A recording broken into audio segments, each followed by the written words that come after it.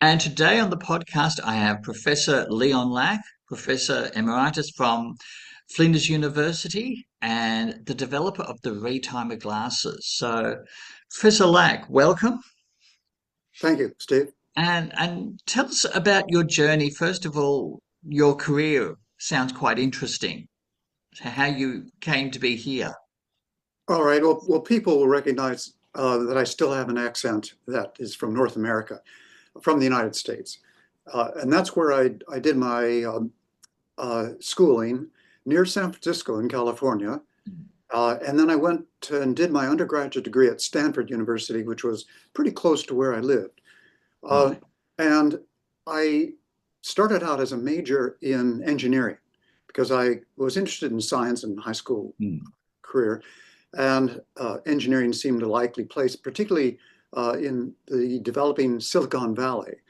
So electrical engineering was an interest, and I thought that had a great future. Um, but I also had to take broadening courses in my undergraduate years and had to do a couple of social psychology topics.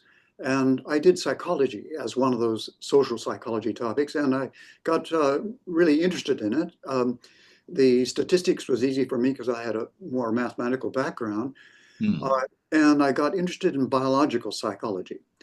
That is the area of psychology that tries to understand human behavior and emotions on the basis of the brain's activity, of neural activity in the brain and the body's physiology.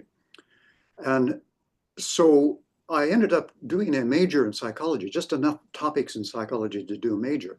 But since I had started in engineering, I had a lot of courses in science, and then electrical engineering I carried on with for a while. And I was interested in physiology, so I did some neurophysiology topics too. So my undergraduate degree was really a mixture of Mm. psychology, neurophysiology, and electrical engineering. In fact, they had developed some new topics by some of the academic staff at the university. One was in physiological control systems. Uh, and one example of that is the body's control of thermal regulation, for example, and the mathematics behind it. But also there was a course in electrical engineering called electrical control systems. And so I learned the mathematics behind control systems. So it ended up being a really interesting combination of psychology, electrical engineering, and human physiology. That's a very interesting combination, and I think it sets you up perfectly for your future career, looking Well, back. I've used all those elements throughout Mm. my academic career, in fact. And that's why I've ended up teaching biological psychology is the main teaching area in psychology here at Flinders University for the last 50 years. Mm. Uh, why did I come to Australia? People ask me sometimes, Yes. and that occurred just by chance, really. Uh, I I caught a glandular fever uh, Oh, in my third year at university, and uh, my father said, "Come home, we'll do some blood tests." It turned out I had glandular fever, right. and the best way to recover from that was to rest.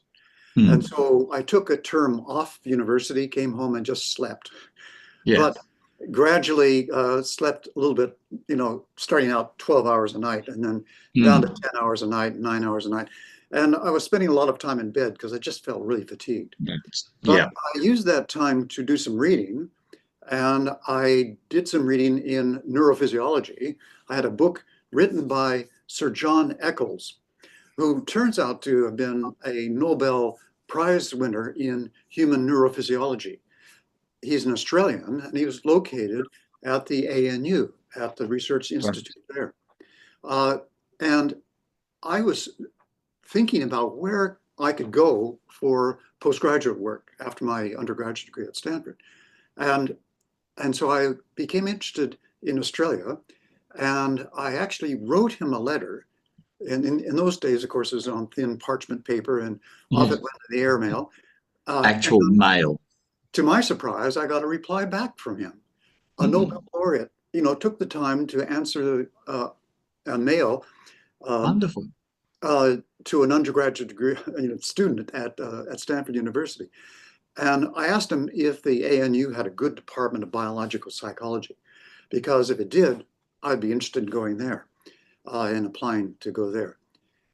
He wrote back and he said, no, it wasn't good in that area, psychology, but he recommended instead I contact the new professor of psychology at Adelaide University, who did have a background in biological psychology. And so he gave me the contact information. And so I wrote to Professor Malcolm Jeeves, who is the foundation professor of psychology at Adelaide University.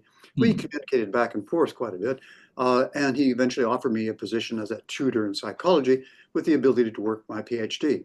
So I took that option then instead of postgraduate PhD work in California or in the United States, and decided to migrate to Australia, which I did.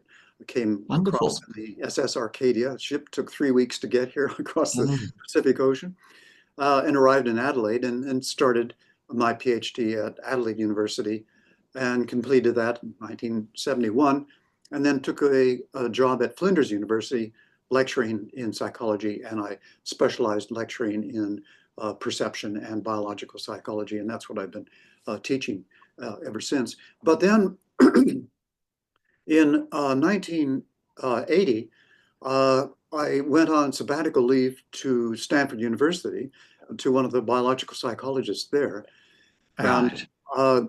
and was introduced to other people working in the area of sleep. One of the foundation scientists in the sleep area, William Dement, Bill Dement, who was at Stanford University.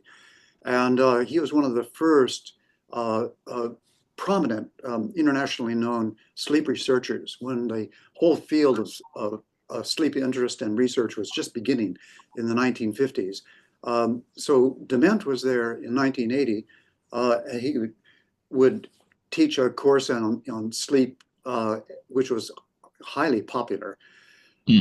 I met up with him, and he directed me to his PhD student, Mary Carskadden, who was doing her PhD at the time in 1980, when I was there on my sabbatical. And she had set up her sleep lab in a fraternity house at Stanford, using the bedrooms of the fraternity house for her sleep rooms, and outfitted them with EEG machines to measure sleep objectively. And her interest was in adolescent sleep. And Right. anyway, the fraternity house that she had set up in was my old fraternity house at Stanford Oh, University, just by chance, just circumstantially. one of those And in weird fact, coincidences. indeed, and her office was in fact my very room in that fraternity house. Oh. So we hit it off really well. I try to avoid saying that Mary Carskadden slept in my fraternity room, but which would be a bit embarrassing to her. So I struck up some relationships there, and also was introduced to a young entrepreneur, older than me, but young in those days, entrepreneur in his 20s, who had just developed a miniaturized self-recording system that would record core body temperature and activity in a device that you could wear on a belt holster. It was Right. about the size of a brick in those days, Yeah. like mobile phones were later on. But it That's exactly. recorded core body temperature. And so I started getting interested in recording core body temperature in people who had insomnia, wondering whether or not their core body temperature rhythms were abnormal compared to normal good sleepers. And so that's launched me into the area of sleep research and circadian rhythm research from 1980 onwards. Got a research grant here in Australia to use these devices then to measure core body temperature in people who are chronic insomniacs. And that really got me interested in the differences in circadian rhythms between people with insomnia compared to normal good sleepers. And it identified people who, one of our earliest studies identified people who had sleep onset insomnia and Mm. and who had a lot of difficulty getting to sleep in the night and could fall asleep eventually at 1 or 2 a.m. in the morning, but couldn't fall asleep until very late and then tended to sleep in very late. Anyway, these people that were classified as having sleep onset insomnia turned out to have um, circadian rhythms as measured by core body temperature, which were delayed in their timing. In other words, the peak core temperature, which in most people would occur about 6 p.m. in the early evening, for them was Mm. occurring at midnight, much later. Oh, And their lowest core body temperature value, which for most people would occur between 3 a.m. and 5 a.m. in the morning, towards the end of your sleep period, in these people was occurring as late as 8 or 9 a.m. in the morning. And so that was really a strong indication of why they had problems falling asleep before 1 or 2 a.m. in the morning. Their circadian rhythms were mm. just delayed quite along by several hours. And this was making it very difficult for them to fall asleep at a conventional early time, and very difficult to wake up in the morning in time to get to work or to school Yeah. or wherever they had commitments early in the morning. And these were people that would tend to sleep in very late on the Mm. weekends to try to catch up on their lost sleep during weeknights. Uh, and so they had social jet lag, Yeah. which relates to our jet lag topic quite a bit. Mm.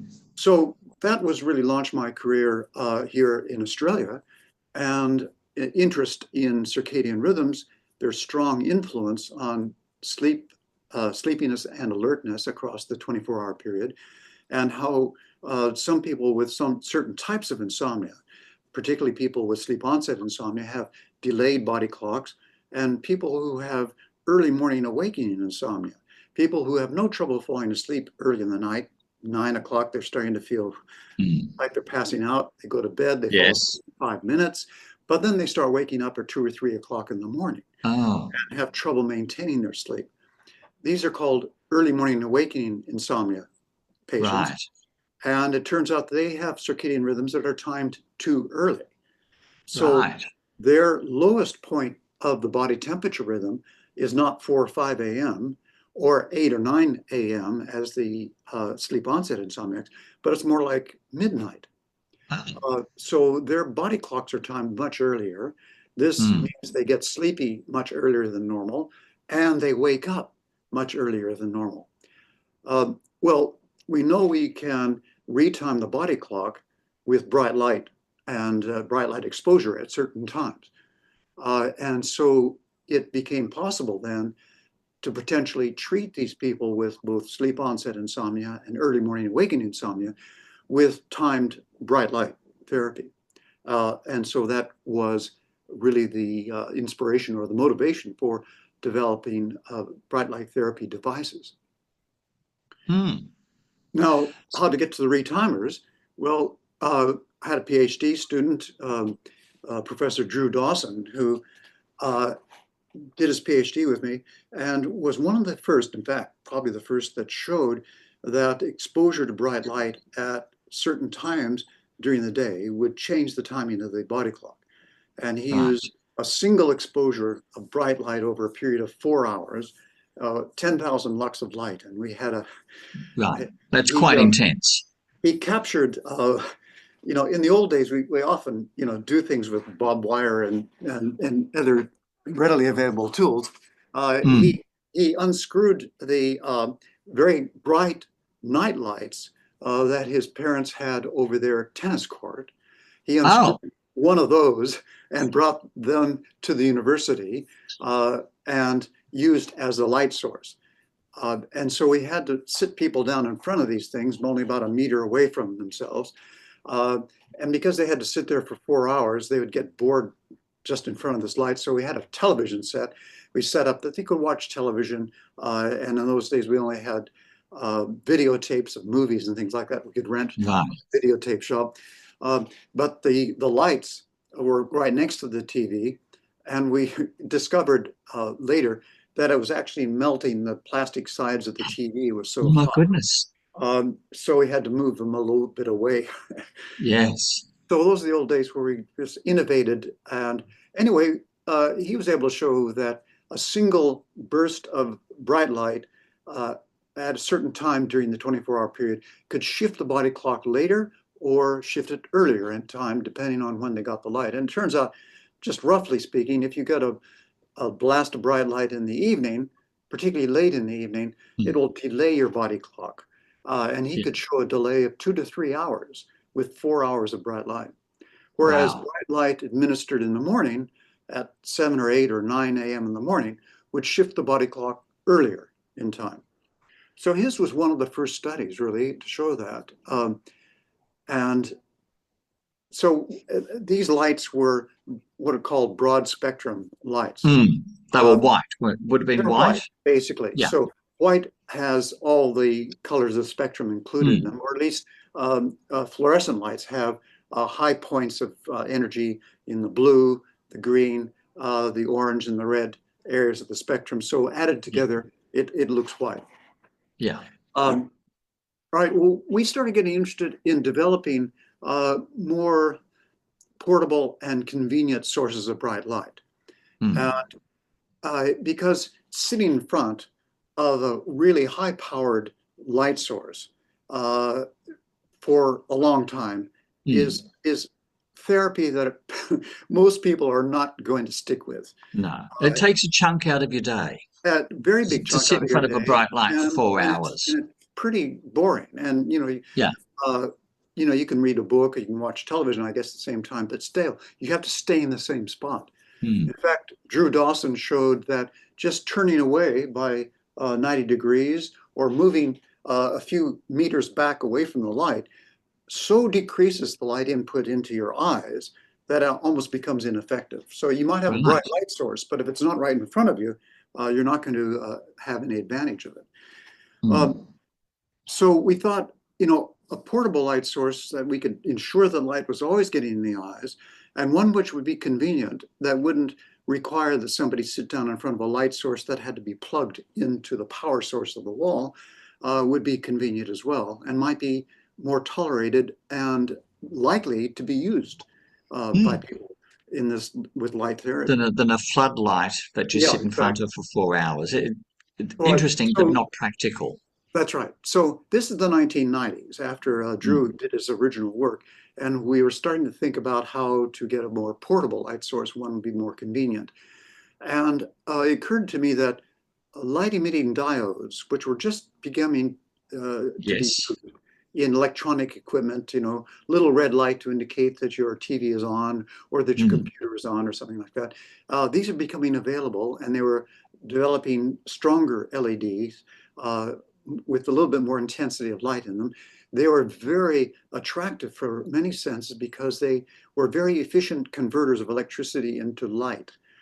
So an LED light, for example, requires much less electrical power to run for the same Mm. amount of light you can get out of it as we know today.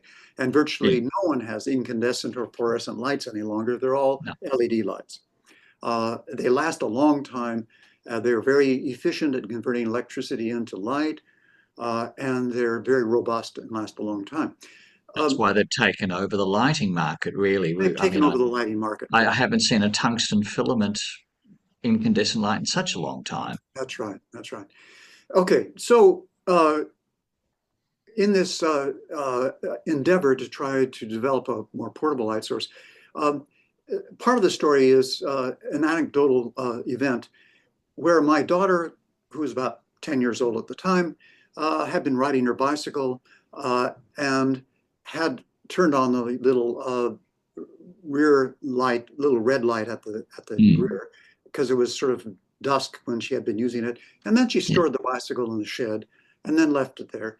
I came into the shed for some other reason several days later and opened up the door, and there she had forgotten to turn off the light, and so it was Yeah. still a flashing red light. Mm. It was had little LED red lights in it, Yes. and I thought, wow, that's a lot of light being generated by a little battery supply, uh, Mm. and it was still running several days later. Um, and then I thought, is that bright enough to really generate enough light for light therapy? And so I got down on my hands and knees and crawled up to it and got, to within a couple of centimeters of it. And it was, these little red lights were really quite bright. I thought, voila, here we've got a light source. And all we need to do is to attach it to some glass frame, for example, train Yeah. it towards the eyes, and have a little battery supply, which you could carry around easily with you, and power these little LEDs, and that could be the light source. The question was, what LEDs do we use? Because in those days, late 1990s, LEDs came in 5 different colors: All red, right. amber, green, blue-green, or cyan, or cyan, they call it, and blue. Cyan, yeah, yeah. Uh, and and so the technician in psychology searched around for some of the more intense LEDs. They didn't have white LEDs in those days, just No, colored because it's a LEDs. combination of Yeah, frequencies. the white LEDs weren't developed for maybe another 10 years. Uh, Right. and the white LEDs were really basically blue LEDs that had strong power in the blue end of the spectrum, and so were basically a blue LED, but then added phosphors into the amber and the red region, would balance out the blue and then look Right. white. Um, Ah, right. Okay, so it was a blue light with the red and amber phosphors. that's right. That's right. That's what made white LEDs eventually. But Ah, in the 1990s, we didn't have white no. LEDs. And so we had to pick a color. And the technician came up with a new amber LED that had a really high power for the amount of electrical input to it. Hmm. So we thought, right, we'll start and we'll use amber LEDs. And so we Right. fixed them up on a pair of glass frames without the glass in them, turned the LEDs around so they were facing towards the eyes, only about 2 centimeters away, Yes. uh, or buffed the ends of the LED to make that a little bit more of a diffuser of light, so that Yeah. you didn't get those really hot Rather than a spots from beam. the LED. Yeah. So it diffused the light a little bit to make them more palatable, really. And we tested them out to see if they would change the timing of the body clock. Hmm. And the um, timing of the body clock, we used what's called the dim light melatonin onset time. Yes. And so you collect saliva half hourly, starting at about 6 p.m., going till midnight at night. And the saliva samples are put into little tubes, closed up, and sent off to the laboratory to analyze the concentration of melatonin in the saliva. Hmm. And it was well known that melatonin during the daytime is almost absent from your blood plasma. Yes. The pineal gland that produces melatonin is not operating during the day, and it gets a signal from the body clock about 1 or 2 hours before your normal sleep onset time to start producing melatonin.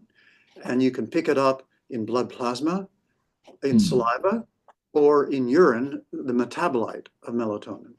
But saliva is the easiest thing to collect, and Yes. you can collect it every half hour. And so we can then measure when the melatonin goes from zero and it starts increasing its concentration.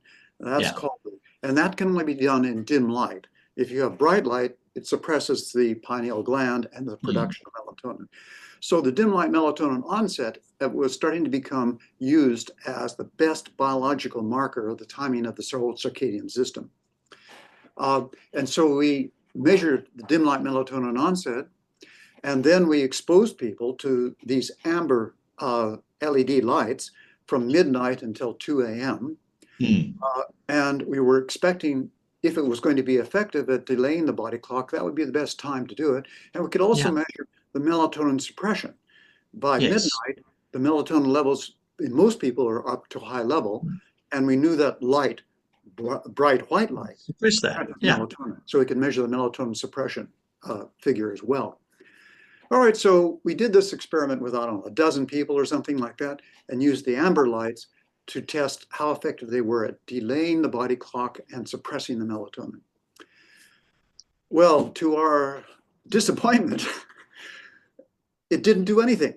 Uh, No, the melatonin wrong level color. went up, and at midnight when the lights came on, it didn't suppress the melatonin.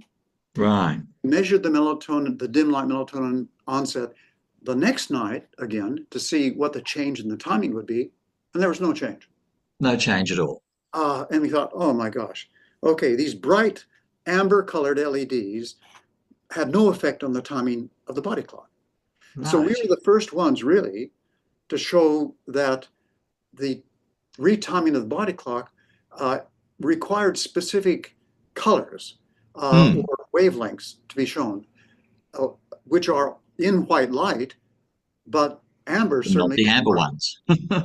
And so that was our first pilot study.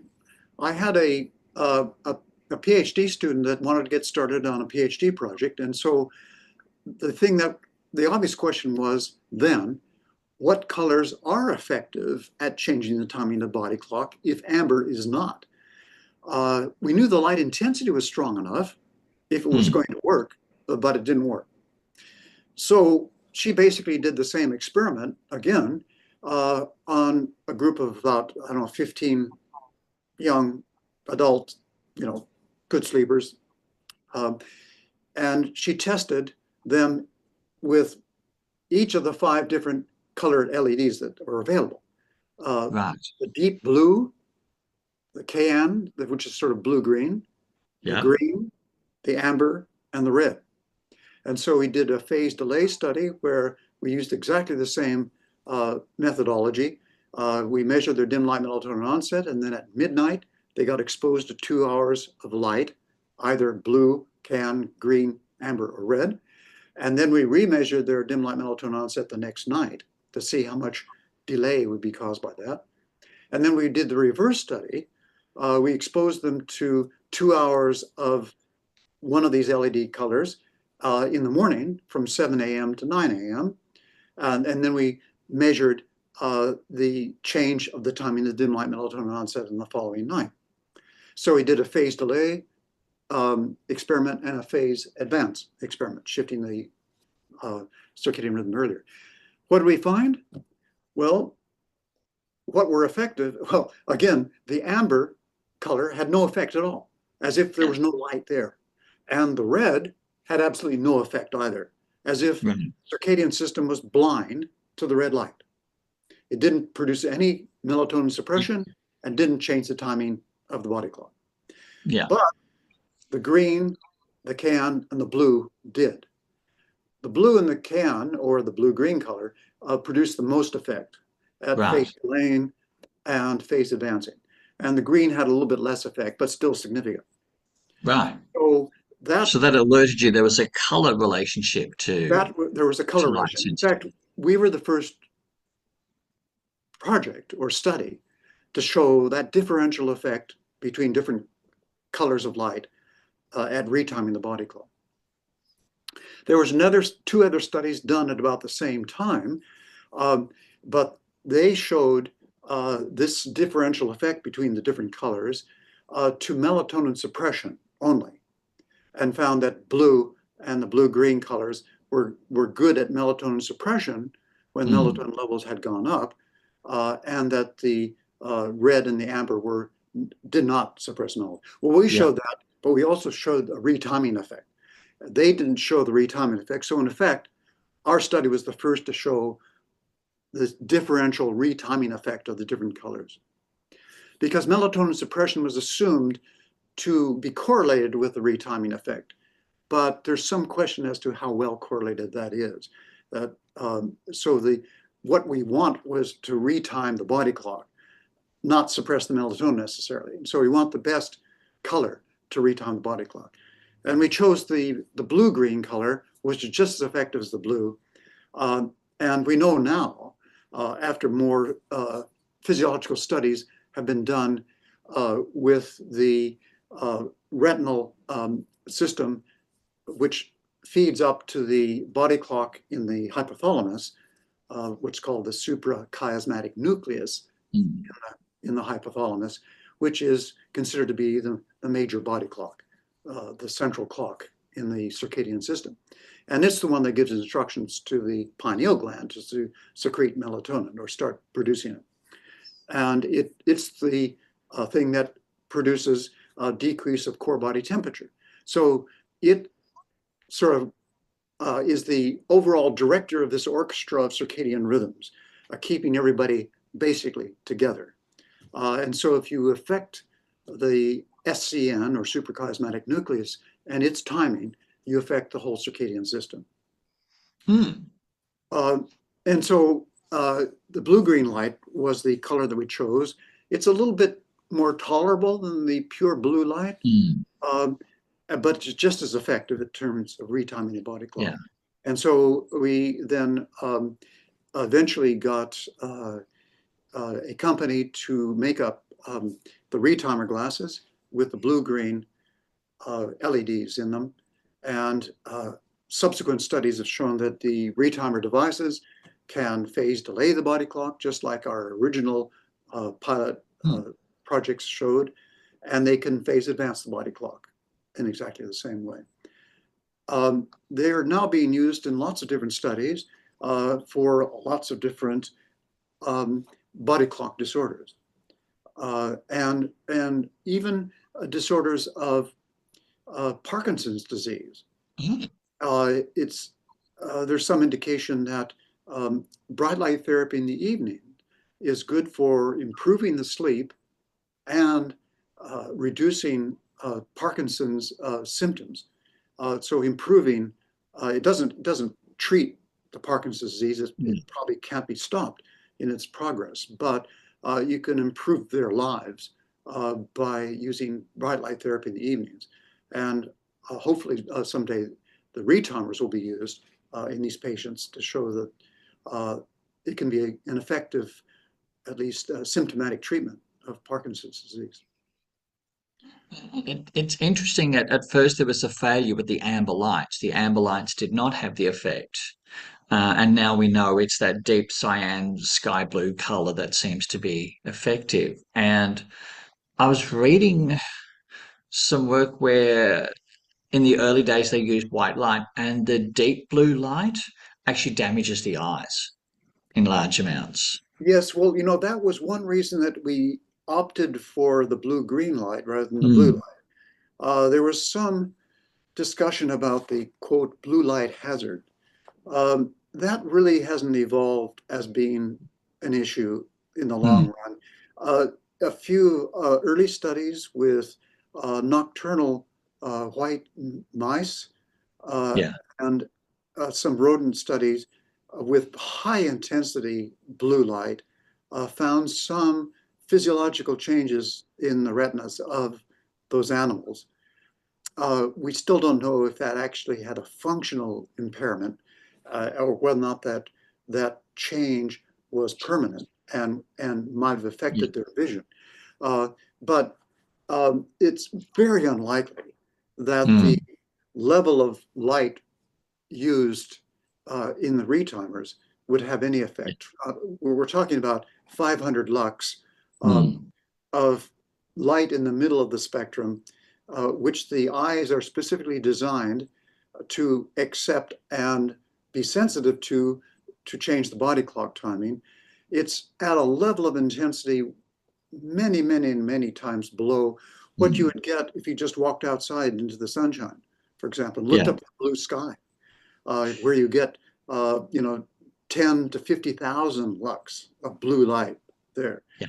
We evolved in the outdoors, basically. Mm, And if, you know, it's very unlikely that, I mean, looking at the sun, of course, directly will yeah. damage your eyes, but looking up into the blue sky is recommended as healthy. Well, and a problem too is the English language, is that the word blue does a lot of work. The cyan blue is very different to that deep indigo blue, and they've got very different effects. That deep indigo can damage the eyes, but the cyan, as you said, our eyes are designed to be sensitive to it, and 500 lux is not going to cause any damage. Yeah, well, even the blue LEDs are not that different than the cyan.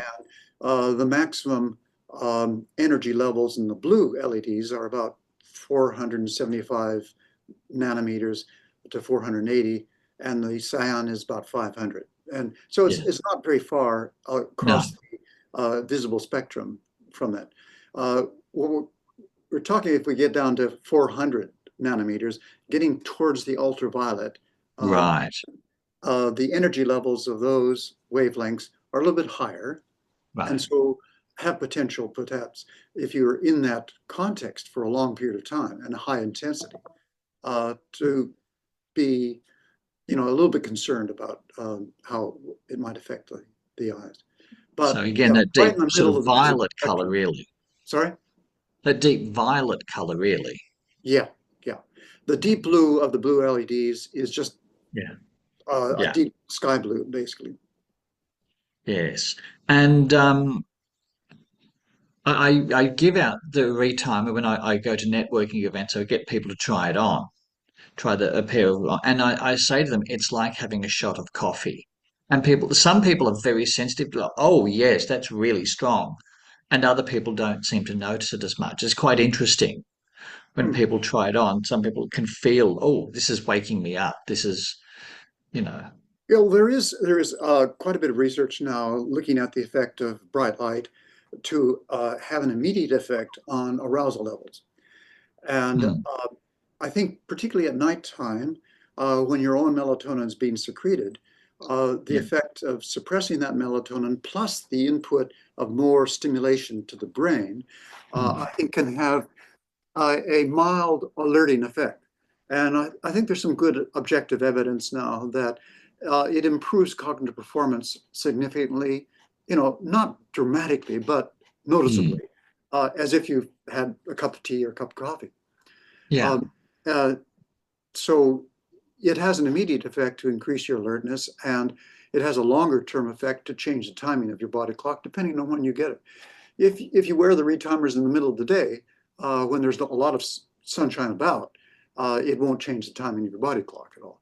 It's only no, if you wear it late at night after sunset, uh, is it likely to have an effect to delay your body clock. And that's why some people have said, in the hour or two before you go to bed, it's probably a good idea not to expose yourself to a lot of bright light right then, mm, because it could have a delaying effect on your body clock, which means that the next night your body clock might be delayed 15 or 20 minutes, and it might make it a little bit more difficult to get to sleep on time, making it a little bit more of a tendency for you to want to sleep in later and fall into that vicious mm. cycle of That sleep late delayed nights. onset.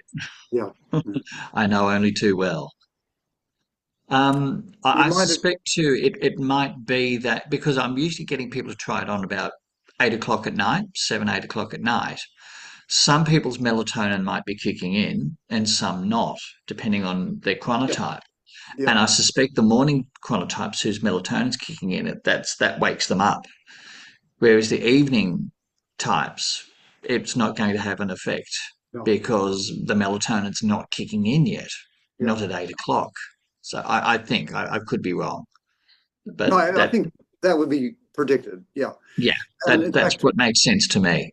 we one of our participants or patients in the Australia Sleep Revolution, that SBS series on Mm, television last year, Michael Mosley, who's yes. pretty well known, uh, he showed up and wanted to have his sleep looked at carefully. And indeed, not only did he have some sleep apnea, which needed to be treated, Oh, but he had insomnia problem of waking up too early in the morning. And he's always been right. plagued with that. He's always been a morning type person. And one of his chagrins is that he doesn't enjoy the evenings very much. It makes it difficult for him to enjoy parties at nighttime because he's wanting to go Yeah, to bed about 9 o'clock, 9:30. yeah. It's just fading out of the picture. Um, No. and then waking up at 2 or 3 o'clock in the morning and have a lot of trouble Mm, getting back to sleep again. So yeah. we suggested that he use the retimers in the evening for a couple of hours, and then he stay up a little bit later until 10 o'clock at night, wear the retimers from 8 p.m. till 10 p.m. on several Yeah. nights in a row. And we found that, in fact, delayed his body clock, and we have some core body temperature rhythm data to confirm that. Uh, and that actually allowed him to sleep in later in the morning. So he was like many of the patients that we've treated in the past successfully who are early morning awakening insomniacs, treating them with evening bright light, allowing them to sleep in later and get more total sleep time and feel better, of course, as a result of that. Right. So very much an extreme morning type that struggled in the, and I can think of one particular friend in 8:30 he'd start nodding off. We'd be sitting out and he'd start nodding off at Mhm. 8:30. Yeah, so the retimers will have an immediate effect to making you feel a little bit more alert and have a longer term effect of delaying your body clock so that in the future you'll be able to stay up a little bit later and sleep in later. Yeah, so you can recalibrate. And then people like me need the morning light. Yeah, that's right. No, I'm one of those. I like to be up at the crack of noon. And so, yes, it was probably Dr. Michael Mosley's last TV series, I think, I think it was the last which is very sad. circadian series. Yeah. And it was filmed in Adelaide, as you said, Yep. Flinders University, and then various Places around suburbs Adelaide. in Adelaide. Yeah. Right. And we saw him wearing, I think, episode two, he had the retimer glasses on, Hmm. wearing them to recalibrate his sleep. Yeah. Those were retimer twos, uh, Hmm. a little bit bulkier than the new version, retimer three, Yes. which is a bit smaller, but still functionally is exactly the same as the originals in the sense of I think getting it's a little bit that. brighter, actually. The retimer three, seems to me a little bit brighter than the two. That may be a function of how they sit on the nose and how Might be. far up they are. Uh, but we were very careful to make sure that they had the same output, Okay. uh, visual output as the retimer twos. And well, the retimer threes are very sleek compared with the retimer two. You know, the retimer two is quite bulky and it had a fairly bulky case, and you know when you're traveling, whereas the retimer three I could slip it into my pocket. Yeah, Um, yeah. it's so nice and portable. Hmm. You know, it comes in a little the cloth bag Yeah. that I can just stash in a suitcase. Hmm. So, Hmm. as someone who only likes carry-on luggage, I Yep. appreciate Much that. handier. Yeah, that's right. Mm. Yeah, it was. I used the retimer too, the original retimers, a few times in traveling overseas, and it was the box that it was contained in was bulkier, Yes. Yeah. took up more room. It wasn't much heavier, but it was bulkier, No, so it was it's the bulk. Yeah. yeah.